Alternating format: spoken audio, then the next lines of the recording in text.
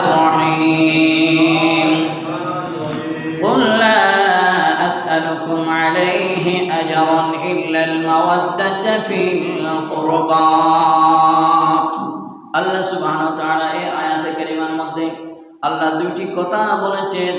এক নম্বর কথা হলো আল্লাহ সুবহানাহু ওয়া তাআলা বলেন, কুল হাবিব, আপনি আপনার উম্মতদেরকে জানিয়ে দিন তথা আমি আল্লাহর বান্দাদেরকে আপনি জানিয়ে দিবেন, কুল লা আসালকুম আলাইহি আজরা, ও আল্লাহর হাবিব শুনুন, আপনি তাদেরকে বলবেন আপনি ইসলাম কায়েম করার জন্য, প্রতিষ্ঠা করার জন্য এত কষ্ট করেছেন, নিজের দন্দান মোবারক পর্যন্ত শহীদ করেছেন, খন্দকের যুদ্ধে পেটের মধ্যে পাথর বেঁধেছেন এবং অসংখ্য যুদ্ধ করেছেন। প্রায় আমার নবীজি ইসলাম কায়েম করার জন্য, প্রতিষ্ঠা করার জন্য নিজের সশরীরে 27 মতান্তরে 33টা পর্যন্ত যুদ্ধের মধ্যে নিজের সশরীরে উপস্থিত হয়ে যুদ্ধ করেছেন। জোরে বলুন সুবহানাল্লাহ। আল্লাহ হাবিব এত যুদ্ধ করার পরও এগুলোর বিনিময় কিছু চাইবেন না, একমাত্র একটা বিনিময় চাইবেন, কোন বিনিময় চাইবেন না, ইল্লাল মাওয়াদ্দাতা বিল কুরবা, একমাত্র একটি প্রতিদান চাইবেন, সেটা হলো আপনার আহলে বাইতের মহব্বত, ভালোবাসা চাইবেন। সুবহানাল্লাহ। তাহলে এই আয়াতে কারিমার মধ্যে দুইটা কথা বলেছেন। একটা কথা হলো আপনি ইসলাম কায়েম করার জন্য, প্রতিষ্ঠা করার জন্য, আমার ওয়াহদানিয়াত প্রচার করার জন্য অনেক কষ্ট করেছেন। এত কষ্টের বিনিময়ে এগুলো কিচ্ছু চাইবেন না, আপনি জাযা চাইবেন না, বিনিময় চাইবেন না। তো আল্লাহ কি চাইবো? আল্লাহ বলেন ইল্লাল মাওয়াদ্দাতা ফিল কুরবা, আপনি আপনার আহলে বাইতের মহব্বত চাইবেন। সুবহানাল্লাহ। তাহলে ঘোষণা দিয়েছেন কে? আল্লাহ। আল্লাহ ঘোষণা দিয়েছেন, আল্লাহ অর্ডার দিয়েছেন, আদেশ দিয়েছেন, ইল্লাল মাওয়াদ্দাতা ফিল কুরবা। আল্লাহ বলেন আপনার আহলে আলগণের মহব্বত চাইবেন। কারণ কিন্তু আছে না নাই? আছে। কি কিন্তু আছে? কতগুলো পাপিষ্ঠ, দুষ্কর্য, কতগুলো নির্লজ্জ, কুখ্যাত, সন্ত্রাসী, নামদারি মুসলমান আপনি নবীর কালমা পড়বে, আপনাকে আপনার পিছনে নামাজ দোয়া পড়বে, আপনাকে অনুসরণ করবে, টুপি আল কাল্লা জুব্বা সব কিছু ঠিক থাকবে, কিন্তু ভিতরে ঈমান থাকবে না। ঠিক না ঠিক? ওই ধরনের কতগুলো বান্দা, ওই ধরনের কতগুলো নিষ্কৃষ্ট, দুষ্কৃষ্ট, ওই ধরনের কতগুলো কুখ্যাত সন্ত্রাসী আপনার আহলে বাইতকে শহীদ করবে। জোরে বলুন নাউজুবিল্লাহ। তাহলে আল্লাহ জানে না জানে? আল্লাহ জানে, এবং আমার হাবিবকে, আল্লাহর হাবিবকে, রাসূল পাক সাল্লাল্লাহু আলাইহি সাল্লামকে আল্লাহ জানিয়ে দিয়েছেন। সেজন্য আহলে বাইতের মহব্বত তালাশ করার জন্য বলেছেন। একটু বলুন সুবহানাল্লাহ। তাহলে আমরা আহলে বাইতের মহব্বতের অনুসারী। ঠিক না ঠিক? আমরা আহলে বাইতকে মহব্বত করে 5 দিন ব্যাপী মাহফিল করেছি না করেছি? আল্লাহ পাক এই মাহফিল এবং আহলে বাইতের আলোচনা আল্লাহ কবুল করে আমাদেরকে জাহান্নাম থেকে মুক্তি করে জান্নাতে প্রবেশ করার সুযোগ দান করুন। সবাই বলে আমিন। সম্মানে হাজিরাম, আমি যে গত জুমায় এলান করেছিলাম এবং বলেছিলাম কারবালার মধ্যে ইমাম হুসাইন রাদিয়াল্লাহু তাআলা আনহু শহীদ হয়েছেন, এতটুকু পর্যন্ত সংক্ষেপে বর্ণনা করেছি। এরপরে ইমাম হুসাইন রাদিয়াল্লাহু তাআলা আনহু যখন শহীদ হলেন, এবং এক রাওয়ায়াতের মধ্যে এসেছে 72টা তীর লেগেছে, আরেক রাওয়ায়াতের মধ্যে এসেছে 123টা তীর ইমাম হুসাইন রাদিয়াল্লাহু তাআলা আনহুর শরীরের মধ্যে জর্জরিত হয়ে গেল। এমন ছিদ্র পাওয়া গেল, 123টি তীরের আঘাত ছিদ্র পাওয়া গেল। জোরে বলুন নাউজুবিল্লাহ। এত এত নিষ্ঠুরতা, এত হৃদয় বিদারক ঘটনা ঘটেছিল। তাহলে এরপরে ইমাম হুসাইন রাদিয়াল্লাহু তাআলা আনহু সের মুবারক ধরখানার মধ্যে রাখা নাই, আলাদা করে ফেলেছিল। পাপিষ্ঠ ইয়াজিদের সৈন্যবাহিনী সীমা, সে দরখানা আলাদা করে, মস্তক মুবারক, সের মুবারক আলাদা করে, এবং অন্যান্য আরও আহলে বাইতগণের সের মুবারক উনি ইয়াজিদের কাছে বা উবাইদুল্লাহ জিয়াদের কাছে প্রথমে কুফার গভর্নরের কাছে নিয়ে যাবে, হস্তান্তর করবে। সেটা ছিল 10ই মুহররম।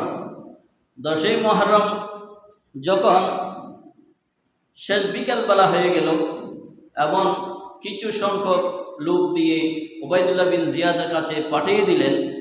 পাঠানোর পরে ওখানে ইবনে জিয়াদ, হুর বিন জিয়াদ ওই কারবালার ময়দানে উপস্থিত ছিলেন, অবস্থান করেছিলেন 10ই মুহররম। এবং ইয়াজিদ বাহিনীর যত সৈন্য নিহত হয়েছিল তাদেরকে কাফন দাফন দিয়েছিল, কাফন করে দাফন করেছিল। কিন্তু আহলে বাইতগণের যে ধরখানা, ধর মুবারক কারবালার জমিনের মধ্যে পড়েছিল, সেগুলো কোনো দাফন কাফন করে নাই। জোরে বলে নাউজুবিল্লাহ। এবং এরপরে চলে গেল তারা পরের দিন উবাইদুল্লাহ জিয়াদের কাছে। আর এদিকে এলাকাবাসী যারা আছে, অনেকেই তো আহলে বাইতের মহব্বতওয়ালা লোক আছে না নাই, কিন্তু তাদের ভয়ে কিছু বলতে পারে নাই। এরপরের দিন ওনারা এলাকাবাসীরা সবাই মিলে আহলে বাইতের দরখানাগুলো তারা এমনভাবে হত্যাযজ্ঞ চালিয়েছিল, ইয়াজিদ বাহিনী দরখানা পর্যন্ত সুন্দরভাবে থাকতে দেয় নাই। গোড়া চালিয়ে গোড়ার পাপিষ্টে শরীর থেকে হাড্ডি পর্যন্ত চূর্ণ বিচূর্ণ করে ফেলেছিল। ছিল বলুন নাউজুবিল্লাহ। কত নিষ্ঠুরভাবে তারা এই ঘটনা সংগঠিত করেছিল। যাই হোক, এরপরে এলাকাবাসীরা আহলে বাইতের দরখানা যেগুলো পেয়েছে এগুলো সসম্মানে সুন্দর করে গোসল আসল করে কাফন দাফন করেছিল এবং দাফন করেছিল। এরপর উবাইদুল্লাহ বিন জিয়াদের কাছে সংক্ষেপে বলতে হচ্ছে, যেহেতু জুমার সময় সংক্ষিপ্ত সময়, উবাইদুল্লাহ বিন জিয়াদের কাছে নিয়ে যাচ্ছে। নিয়ে যাওয়ার পর এবং সে একটা পাত্রের মধ্যে ইমাম হুসাইন রাদিয়াল্লাহু তাআলা আনহু সের মুবারক একটা পাত্রের মধ্যে রাখলেন। রাখার পরে তার কাছে একটা চাকু ছিল, ছুরি।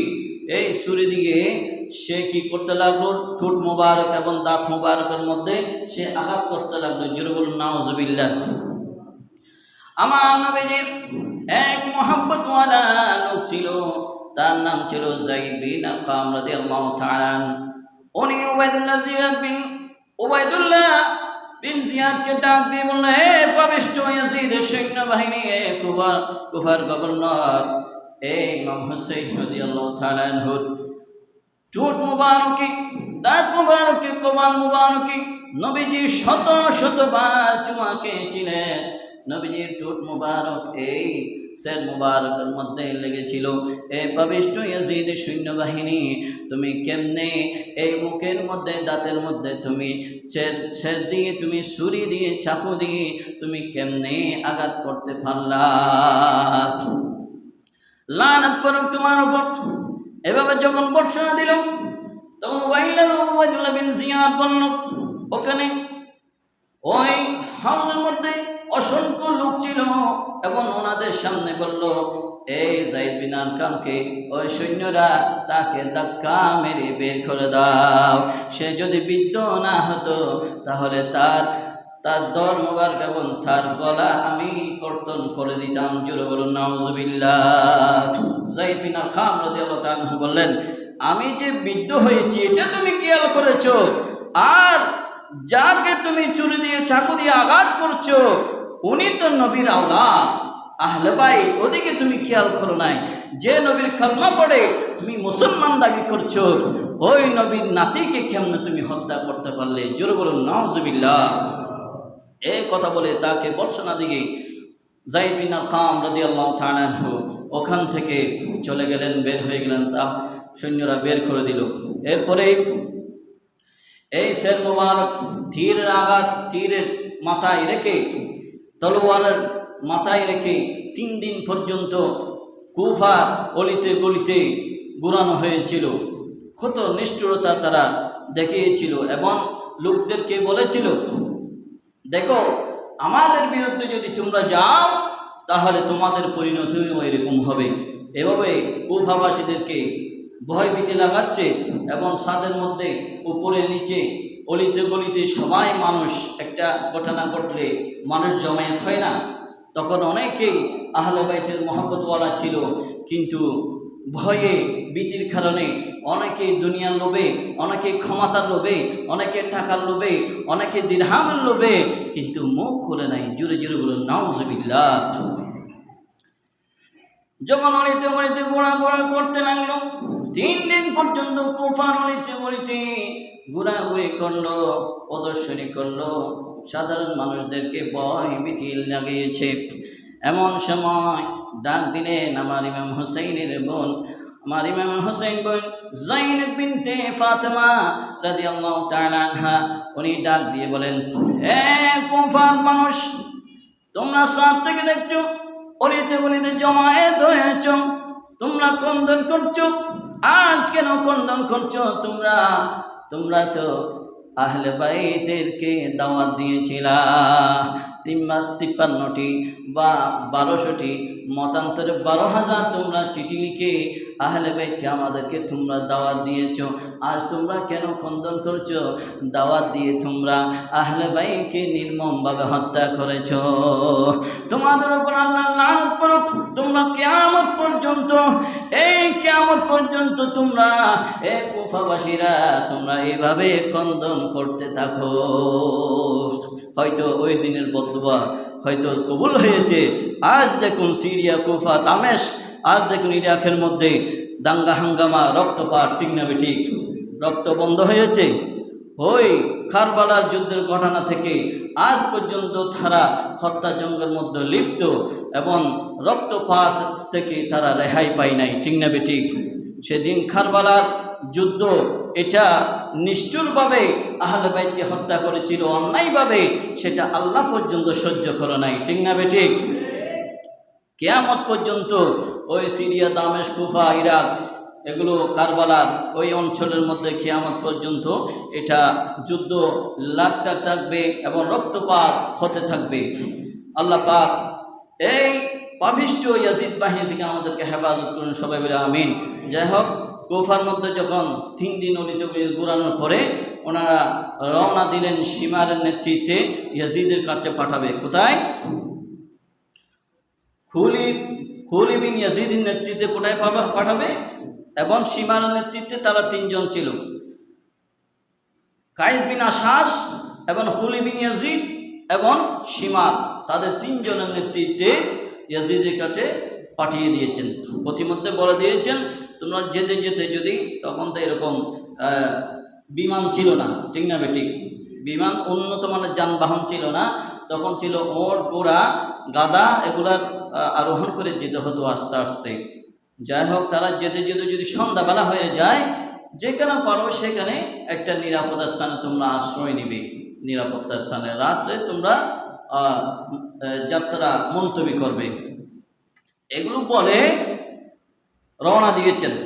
রওনা দেওয়ার পরে কিছু দূর গেলেন, যাওয়ার পরে এক গির্জা দেখলেন এবং সন্ধ্যাবেলা হয়ে গেল, আসরের পর হয়ে গেল, মাগরিব গনিয়ে আসবে। এমন সময় এক পাদ্রী, তার নাম এক রাওয়ায়াতের মধ্যে এসেছে বুহাইরা পাদ্রী, খ্রিস্টানের ঈসাই লোক ছিল, খ্রিস্টানের বুহাইরা পাদ্রী, উনি গির্জা থেকে দৌড়ে কিছু দূর সামনে গিয়ে তাদের সাথে সাক্ষাৎ করলেন এবং বললেন, তোমরা কোথায় যাচ্ছ? কিভাবে তোমরা কোথায় যাচ্ছ? তোমরা যাচ্ছ কোথায়? সন্ধ্যাবেলা হয়ে গেছে, এই মস্তক মুবারক, সের মুবারক, মাথা মুবারক, এগুলো কি ঘটনা হয়েছে? যাই হোক, তাকে খুলে বলল এবং সে বলল, তোমরা যে নবীর উম্মত দাবিদার করছো, যে নবীর তোমরা কলমা পড়েছ, ওই নবীর দরিদ্র নাতিকে তোমরা কেমনে হত্যা করতে পারলে? তোমাদের হৃদয় একটু নরম হয়নি? তোমরা একটু চিন্তা ভাবনা করো নেই কাকে তোমরা হত্যা করছো? একজন পাদ্রী হয়ে, খ্রিস্টানি ঈসাই লোক হয়ে তারা ওই শিক্ষা দিলেন, তোমরা কেমনে এমন নিষ্ঠুরভাবে তোমরা এই হত্যাযজ্ঞ চালিয়েছ। যাই হোক, এখন সন্ধ্যাবেলা হয়ে গিয়েছে, অনেক দূর পথ এখনো বাকি, আজ রাত আমার এখানে থাকো, পরের দিন তোমরা চলে যেও। এরপরে তারা বলল, না, হয়তো আরও কিছু সময় আছে, হয়তো 1 ঘন্টা মতো, মাগরিবের পরে 1 ঘন্টা মতো হয়তো আমরা রওনা দিতে পারবো, সামনে যেখানে পাবো সেখানে আমরা যাত্রা মুলতবি করব। এবার বললো, নয়, তোমরা যদি যাও তাহলে মাত্র সামান্য দূরে যেতে পারবা, ওইখানে যাওয়ার স্থান মুলতবি করার এরকম কোনো ঘর নেই। যাই হোক, কিছু তোমরা গেল 1 ঘন্টা মতো হয়তো যাত্রা করবে।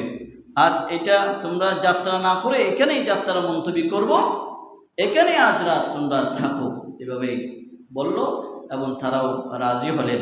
রাজি হওয়ার পরে আহলে বাইতের যে বন্দী, প্রায় 25 জন বন্দী ছিল, নারী পুরুষ 25 জন বন্দীদেরকে পাদ্রী কী করলো, যেগুলো ভালো ভালো খামরা কক্ষ ছিল ওগুলো তাদেরকে দিল, এবং যেগুলো নোংরা কক্ষ ছিল সেগুলো ইয়াজিদ বাহিনীদেরকে দিল।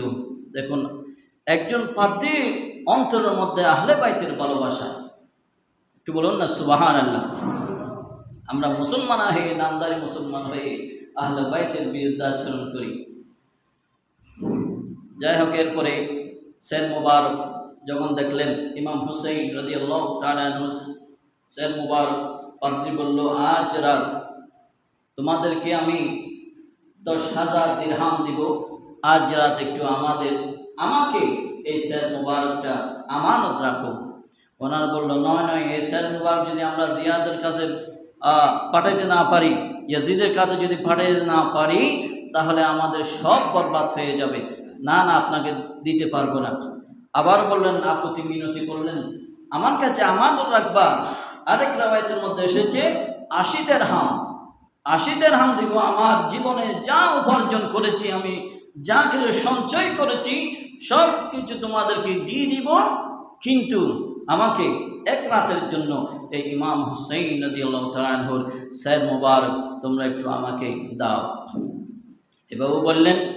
যাই হোক, কিছু আপত্তি মিনতি করলেন বহাইরা পাদ্রী, তারা রাজি হয়ে গেল। অর্থের বিনিময়ে কি হয়ে গেল? রাজি হয়ে গেল, অর্থের লোভে 1 রাতের জন্য দিলেন। ওই পাদ্রী কী করলো, সুন্দর করে একটা পাত্রের মধ্যে রেশমি কাপড়ের মধ্যে মোড়াইয়ে সুন্দরভাবে রাখলেন, এবং দাঁত মোবারক যেগুলো ধুলাবালি আছে সেগুলো পরিষ্কার করলেন। সারা রাত জিয়ারত করতে লাগলেন। জিয়ারত করতে করতে এক পর্যায়ে সিরুনি দিয়ে দাড়ি মোবারক সিরুনি দিয়ে সুন্দর করে আশ্রয় দিচ্ছেন, এবং মাথা মুবারকের যে চুলগুলো এগুলো সুন্দরভাবে করছেন, তাজিম করছেন, জিয়ারত করছেন। একজন পাদ্রীর মহব্বত দেখুন আহলে বাইতের প্রতি। এভাবে করতে করতে কিছুক্ষণ পরে আহলে বাইতের যেগুলো বন্দী ছিল ওখানে গেলেন। যাওয়ার পরে উনি বললেন, ও জৈনব বিন ফাতেমা, আপনার কোনো অসুবিধা হচ্ছে? টাকা খাওয়া কোনো অসুবিধা হচ্ছে? বারংবার ওই পাদ্রী আহলে বাইতের দিকে কিছু লাগবে কিনা, কোনো অসুবিধা হচ্ছে কিনা এগুলো দেখভাল করছেন। আর এদিকে এসে দেখলেন ইমাম হুসাইন শের মুবারকের মধ্যে কতগুলো পাখি আসতে লাগলো, সবুজ বর্ণের পাখি। একটা ছোট পাখি আসলো শের মুবারকের এবং মুখমণ্ডলে কি চুমা খেয়ে এবং কানে কানে কি জানি বলে চলে গেল। আরেকটা পাখি আসলো সবুজ রঙের, আরেকটা পাখি আসলো, এভাবে 4টা পাখি আসলো। জোরে জোরে বলুন সুবহানাল্লাহ। কিতাবের মধ্যে এক লেখক বলেন এই পাখিগুলো হচ্ছে, প্রথমে ইমাম হাসান রাদিয়াল্লাহু তাআলা আনহু পাখির বেশে রূহ বেশে এসেছেন, আরেকজন হযরতে ইমাম হযরত মাওলানা আলী শের খুদা রাদিয়াল্লাহু তাআলা আনহু এসেছেন, আরেকজন পাখি হলো মা ফাতেমা রাদিয়াল্লাহু তাআলা আনহা বেশ জোরে এসেছেন, এবং আরেকজন বড় পাখি সবুজ রঙের পাখি এসেছেন সৈয়দুল ইমাম কারবালা, সৈয়দুল ইমাম সৈয়দুনা নবীদের নবী হুজুর নূর সরকার দু আলম নূর মুজাসসাম শফিউল মুজনিবিন রাহমাতুল আলাইহি হুজুর মুহাম্মদুর রাসূলুল্লাহ সাল্লাল্লাহু আলাইহি ওয়াসাল্লাম পাখির বেশে, সবুজ রঙের পাখির বেশে এসে আমার ইমাম হুসাইনকে মহব্বত করলেন এবং চোখে মুখে আদর করলেন, চুমা দিলেন। ওই পাখি কানে কানে কি জানি বলে চলে গেল। হঠাৎ করে দেখলেন আসমান এবং ওই শের মুবারক পর্যন্ত একটা নূরের রশ্মি চমকাতে লাগলো। সারা ঘর কক্ষ আলোকিত হয়ে গেল এবং গায়েব থেকে আওয়াজ আসতে লাগলো, এ পাত্রী, তুমি একজন পাত্রী হয়ে, তুমি একজন খ্রিস্টান ধর্মী হয়েও তুমি আহলে বাইতের শের মুবারককে মহব্বত করেছো। আর শের মুবারক তুমি আহলে বাইতকে মহব্বত করেছো, তুমি তো আর বেঈমান থাকতে পারো না। তুমি পড়ো কালমায়ে তাইয়্যিবা লা ইলাহা ইল্লা ইল্লাল্লাহ মুহাম্মাদুর রাসূলুল্লাহ সাল্লাল্লাহু আলাইহি ওয়াসাল্লাম। ওই সাথে সাথে পাদ্রী পড়ে ফেললো কালিমা তাইয়্যিবা লা ইলাহা ইল্লাল্লাহ মুহাম্মাদুর রাসূলুল্লাহ সাল্লাল্লাহু আলাইহি ওয়াসাল্লাম পড়ে সে মুসলমান হয়ে গেল। দেখুন আল্লাহ বলেন ওয়ালা তাহসাবান্নাল্লাযীনা কুতিলু ফি সাবিলিল্লাহি আমওয়াতা বাল আহইয়াউন ইনদা রাব্বিহিম ইউরযাকুন। 4 নম্বর পারার 11 নম্বর পৃষ্ঠার মধ্যে রয়েছে যারা শহীদ হয়ে যায়, যারা আল্লাহর রাস্তায় শহীদ হয় তাদেরকে তোমরা মৃত বলে ধারণাও করিও না, মৃত বলে ধারণা করিও না, মন্তব্যে আনবে না, মাথার মধ্যে আনবে না, ধারণা করবে না। বাল আহইয়াউন ইনদা রাব্বিহিম ইউরযাকুন, বরং তারা আল্লাহর পক্ষ থেকে রিজিক প্রাপ্ত এবং জীবিত। একটু বলুন আল্লাহু আকবার। তাহলে এক শের মুবারক দেখুন শহীদুন জীবিত কার কথা? আল্লাহর কথা। এবং এই খাটা মস্তক শের মুবারক মাথা দেখুন কি কারামত, একজন পাদ্রীকে মহব্বতের কারণে তাকে দৌলতে ঈমান দিয়ে মুসলমান বানিয়েছেন। একটু বলুন সুবহানাল্লাহ। এরপরে সকালবেলা হয়ে গেল, যাই হোক তাদেরকে শের মুবারক হস্তান্তর করলেন, করার পরে তারা রওনা দিলেন। রওনা দেওয়ার পরে প্রতিমধ্যে একটা স্থানের মধ্যে তারা যাত্রা মন্তব্য করলেন। ওই যে দেরহাম দিয়েছেন 80 দেরহাম, কার ভাগে কত পড়েছে এগুলো ভাগ বন্টন করবে। ইয়াজিদের কাছে গেলে তো এগুলো আর পাবে না। তারা মন্তব্য করছে আমরা যদি ইয়াজিদের কাছে এগুলো হস্তান্তর করি তাহলে হয়তো আমাদেরকে নাও দিতে পারে, কিন্তু আমরা প্রতিমধ্যে এগুলো কি করব? ভাগ বন্টন করব, কার ভাগে কত পড়ছে এগুলো ভাগ বন্টন করব। এবং তারা যখন ভাগ বন্টন করতে যাচ্ছে তখন কি ছিল? দিরহাম ছিল, স্বর্ণ বা রূপার কয়েন ছিল, ঠিক না ঠিক? কয়েন, এক কয়েনের মধ্যে এক এপিটোপিট, এই কয়েনগুলো কয়লা হয়ে গেল। কি হয়ে গেল? কয়লা। এগুলো আর দিরহাম নাই। এক পিঠের মধ্যে লেখা কোরআন আয়াত সূরা ইব্রাহিম 42 নম্বর আয়াত, আল্লাহ বলেন ওয়ালা তাহসাবান্নাল্লাহা গাফিলান আম্মা ইয়ামালুয যালিমুন। এক পিঠের মধ্যে এই আয়াতে কারিমা লেখা, এগুলো আর দিরহাম নাই। আল্লাহ বলেন জালেমদের কার্যকলাপ সম্পর্কে আল্লাহকে অনবহিত মনে করিও না। আল্লাহ গাফেল নয়। তাহলে মহান আল্লাহ জালেমরা কি কি করছে এগুলো আল্লাহ জানা না না জানে? এক পিঠের মধ্যে দুই পাশ, এক পাশের মধ্যে আল্লাহ বলেন ওয়ালা তাহসাবান্নাল্লাহা গাফিলান আম্মা ইয়ামালুয যালিমুন। 13 নম্বর পারা 19 নম্বর পৃষ্ঠার মধ্যে রয়েছে হিফজুল কোরআন, আপনারা বাসায় গিয়ে এগুলো দেখতে পারবেন। আল্লাহ বলেন জালেমদের কার্যকলাপ সম্পর্কে মহান আল্লাহকে তোমরা অনবহিত মনে করিও না। এবং অপর পিঠের মধ্যে এসেছে সূরাতুশ শুআরা 227 নম্বর আয়াতের মধ্যে আল্লাহ বলেন ওয়াসায়ালামুল্লাযীনা যালামু আইয়া মুনকালাবিন ইয়ানকালিবুন। অপর পৃষ্ঠার মধ্যে কি আছে? অপর পিঠের মধ্যে ওয়াসায়ালামুল্লাযীনা যালামু আইয়া মুনকালাবিন ইয়ানকালিবুন। অবশ্যই জালেমদের গন্তব্যস্থল সম্পর্কে, স্থান সম্পর্কে অচিরেই তারা অবহিত হবে। একটু বলুন, জোরে বলুন সুবহানাল্লাহ। আল্লাহ জানিয়ে দিলেন ওয়াসায়ালামুল্লাযীনা যালামু আইয়া মুনকালাবিন ইয়ানকালিবুন। ও জালেমরা, তোমরা আল্লাহকে অনবহিত মনে করিও না তোমাদের কার্যকলাপ সম্পর্কে, এবং তোমরা এটাও শুনে রাখো, জেনে রাখো ওয়াসায়ালামুল্লাযীনা যালামু, হে জালেমরা তোমাদের গন্তব্য স্থান অচিরেই তোমরা জেনে যাবে। তাহলে অচিরেই তারা জেনেছিল তাদের গন্তব্যস্থান কোথায়। তাদের গন্তব্যস্থান কোথায়? ইন্নাল্লাযীনা ইউযুনাল্লাহা ওয়া রাসূলাহু লা'নাহুমুল্লাহু ফিদ দুনিয়া ওয়াল আখিরাহ ওয়া লাহুম আযাবুম মুহিন। আল্লাহ বলেন যারা আমি আল্লাহকে কষ্ট দিয়েছ, আমার হাবিবকে কষ্ট দিয়েছ, তোমরা দুনিয়ার মধ্যে এবং আখিরাতের মধ্যে তোমাদের শাস্তি।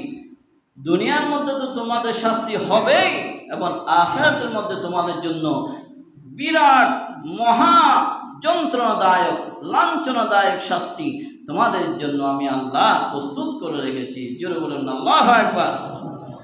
তাহলে তাদের স্থান সম্পর্কে তারা জেনেছে। এরপরে সংক্ষেপে বলতে হচ্ছে এরপরে তারা ইয়াজিদের কাছে নিয়ে গেলেন। নিয়ে যাওয়ার পরে ইয়াজিদ প্রথমেই খুশি হলো, আর এরপরে রাজনৈতিক পরিচিতির কারণে এবং তাদেরকে একটু বলাবলি করলো, তোমাদেরকে তো আমি হত্যা করতে বলি নাই, মানুষদের কাছে একটু ভালো সাজার চেষ্টা করেছিল এবং তাদেরকে এই অপরাধের জন্য কোনো শাস্তি, কোনো দুরাঘাত, কোনো জরিমানা, কোনো শাস্তি তাদেরকে প্রদান করে নাই। তাহলে বোঝা যায় ইয়াজিদ খুশি ছিল, ঠিক না বেঠিক? আর খুশি না থাকলে তাদেরকেও তো শাস্তি দিত। এবং ইয়াজিদের পরামর্শক্রমেই তো এই হত্যাকাণ্ড ঘটিয়েছে। অনেকেই এই ঘটনাকে অন্য পন্থায় চালিয়ে দেওয়ার জন্য চেষ্টা চালায়। এই মিম্বর থেকে, এই জুমার খেতাবতের মিম্বর থেকে অনেক মৌলবী ইয়াজিদের পক্ষে গুণগান করে, ঠিক না বেঠিক? বুঝে নেবেন, যারা ইয়াজিদের পক্ষে গুণ কীর্তন করবে তারা নিঃসন্দেহে আহলে বাইতের বিরোধী শত্রু, ঠিক না বেঠিক? আল্লাহ আমার নবীজির মাধ্যমে বলেন, যারা নবীর আহলে বাইতকে মহব্বত করে নাই তারা নবীকে মহব্বত করে না, আর যারা নবীকে মহব্বত করে নাই তারা আল্লাহকে মহব্বত করে না। যারা নবীর সাথে দুশ্মনী করবে এবং তারা আহলে বাইতের সাথে দুশ্মনী করলো, আর যারা আহলে বাইতের সাথে দুশ্মনী করলো তারা পক্ষান্তরে কার সাথে দুশ্মনী করলো? আল্লাহর সাথে দুশ্মনী করলো। দেখুন, এরপরে সংক্ষেপে বলতে হচ্ছে, এরপরে আহলে বাইতের 25 জন তাদেরকে মদিনা শরীফের দিকে রওনা দেওয়ার জন্য, গন্তব্যস্থানে সসম্মানে পৌঁছে দেওয়ার জন্য নু'মান বিন বশির, কি নাম? নু'মান বিন বশির আমার নবীজির সাহাবী ছিলেন, আমার নবীজির আহলে বাইতের এবং নবীজির মহব্বতওয়ালা লোক ছিলেন। দামেস্কের গভর্নর ছিল উনি। নু'মান বিন বশিরের নেতৃত্বে আহলে বাইতের 25 জন সদস্যগণকে মদিনা শরীফে পৌঁছে দেওয়ার জন্য রওনা দিন। এখানে অনেক ঘটনা ঘটেছে, এগুলো সংক্ষেপে বলতে হচ্ছে, তাই আপনারা মনে কষ্ট নেবেন না এবং এটাও বলবেন না হয়তো এখানে তো অনেক ঘটনা ঘটেছে, আমরা তো শুনেছি, হুজুর এগুলো বাদ দিয়ে যাচ্ছে। সময়ের কারণে এগুলো বাদ দিতে হচ্ছে। ইম্পর্টেন্ট যেগুলো এগুলো বলবো এবং আমাদের ঈমান মজবুতি করার আমরা চেষ্টা করব, ঠিক না বেঠিক?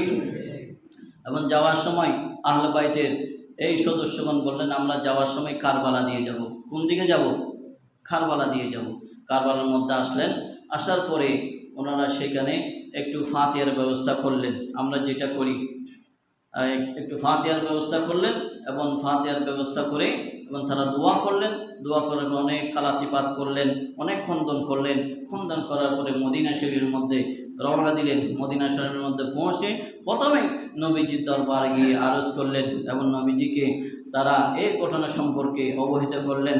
এবং জৈনুল আবেদিন একমাত্র আহলে বাইতের সদস্য, কারবালার যুদ্ধ থেকে ফিরে এসেছেন আহলে বাইতের সদস্য। আমাদের পীর, আমাদের যিনি পীর এবং আল রসুল, আওলাদ রসুল, আলম বরদা আহলে সুন্নাত মাওলানা ওয়ালজানা মুর্শিনা আল্লামা হাফিজ কারি সৈয়দ মোহাম্মদ তাহির শাহ মাদ্দাজিরুল আলী 41তম বংশধর। এটি বলুন সুবহানাল্লাহ। আমরা একজন সঠিক পীরও পেয়েছি এবং একজন আহলে বাইতের সদস্য পেয়েছি। এবং আল্লাহু আকবার। খুদ হযরত জৈনুল আবেদিন রাদিয়াল্লাহু তাআলা আনহুর বারাক আমার মুর্শিদ করিম থেকে প্রবাহমান। এটি বলুন সুবহানাল্লাহ। তাহলে জৈনুল আবেদিন উনি 18 বছরের ছিলেন, অসুস্থ ছিলেন কারবালার ময়দানে। অসুস্থতার কারণে তিনি যুদ্ধ করতে পারেন নাই। উনি যুদ্ধ করার জন্য যাওয়ার চেষ্টা করেছেন, কিন্তু আমার ইমাম হুসাইন রাদিয়াল্লাহু তাআলা আনহু বললেন, বাবা তুমি যদি যুদ্ধ করো এই অসুস্থ নিয়ে, তাহলে একজনও তো আহলে বাইতের সদস্য নাই। কিয়ামত পর্যন্ত অনেকেই আহলে বাইতকে খুঁজবে, তালাশ করবে। তুমি যদি শহীদ হয়ে যাও তাহলে আর আহলে বাইত কিয়ামত পর্যন্ত খতম হয়ে যাবে। যাই হোক, তুমি এখানে থাকো, তাবুদ থাকো, তুমি যুদ্ধ করবে না। তোমাদের মা বোনদেরকে নিয়ে, আত্মীয় স্বজনকে নিয়ে তুমি তাদেরকে নিয়ে মদিনা শরীফ যাবে এবং যাওয়ার সাথে সাথে নবীজিকে, নানাজিকে আমার এই ঘটনা সম্পর্কে তুমি বর্ণনা দেবে। একটু বলুন আল্লাহু আকবার। হযরত জৈনুল আবেদিন রাদিয়াল্লাহু তাআলা আনহু মদিনা শরীফের মধ্যে গিয়ে, রওজা শরীফের মধ্যে গিয়ে অনেক কান্নাকাটি করলেন এবং এই যুদ্ধ সম্পর্কে নানাজিকে অভিহিত করেছেন। আমার নবীজি তো পূর্বে থেকেও জানে, ঠিক না বেঠিক? তারপরও এই ঘটনা সম্পর্কে অবহিত করেছেন এবং বলেছেন এবং অনেক খণ্ডন করেছেন। আল্লাহ সুবহানাহু ওয়া তাআলা আমাদেরকে আহলে বাইতের মহব্বতওয়ালা হিসেবে আল্লাহ কবুল করুন, সবাই বলে আমিন। আরে জোরে বলো আমিন। হাদিস শরীফের মধ্যে এসেছে, মান মাতা আলা হুব্বি আলি মুহাম্মদ, সবাই বলুন সাল্লাল্লাহু আলাইহি ওয়াসাল্লাম, জাআলাল্লাহু কবরাহু মাযারান লিল মালায়েকাতির রাহমাত। আল্লাহ নবী বলেন, যে ব্যক্তি আহলে বাইতের মহব্বত করবে, ভালোবাসবে, সে মহব্বত নিয়ে সে যদি কবরের মধ্যে যায়, তাহলে কবরের মধ্যে যাওয়ার পরে জাআলাল্লাহু মালায়েকাতির রাহমাত, তার কবরের মধ্যে যদি কেউ জিয়ারত করতে যদি না থাকে, জিয়ারত করনেওয়ালা কেউ যদি ওয়ারিশও না থাকে, তাহলে আল্লাহ সুবহানাহু ওয়া তাআলা ওই বান্দার খবরের মধ্যে লক্ষ লক্ষ ফেরেশতা আল্লাহ মওজুদ করবেন, তার খবরের মধ্যে জিয়ারত করবেন। কি বলুন সুবহানাল্লাহ। তাহলে আহলে বাইতের মহব্বত ওয়ালা হলে লাভ না ক্ষতি? লাভ আছে নাকি ক্ষতি আছে? আল্লাহ সুবহানাহু ওয়া তাআলা আমাদেরকে আহলে বাইতের মহব্বত ওয়ালা হিসেবে কবুল করুন। এবং আগামী জুমায় ইয়াজিদ বাহিনীর যে পরিণত হয়েছিল, আহলে বাইতের হত্যাকারীদের যে পরিণত হয়েছিল, এগুলো সম্পর্কে আলোচনা করবো ইনশাআল্লাহ আজিজ। এবং আমাদের এই ঘটনা থেকে আমরা ঘটনা শুনে চলে গেলে হবে না। এই ঘটনা হলো একমাত্র হক বাতিল পার্থক্য নির্ণয়ের ঘটনা, ঠিক না ঠিক? আমাদেরকে হক হিসেবে, আহলে বাইত ওয়ালা হিসেবে আমাদেরকে কি করতে হবে? আমাদের জীবন পরিচালনা করতে হবে এবং আমাদের পরিবার পরিজনকে সেভাবে দাবিত করতে হবে। আমরা কোনোদিন যে বাতিলের হাতে যেন হাত না দিই, সেভাবে আমাদের ঈমান রক্ষা করতে হবে। কিয়ামতের পূর্বে ঈমান রক্ষা করা এমন কঠিন হবে যে হাতের তালুর মধ্যে যে অগ্নিকুণ্ড যদি রাখেন, আগুন রাখেন, যেভাবে কষ্টদায়ক হবে, এর চেয়ে আরো বেশি কষ্টদায়ক হবে কিয়ামত পূর্বে ঈমান রক্ষা করা, ঠিক না ঠিক? যে হাদিসে পাক, আল্লাহ পাক আমাদের ঈমান মজবুত করার এবং আহলে বাইতের মহব্বত করার আল্লাহ তৌফিক দান করুন, সবাই বলে আমিন। ওয়া আখির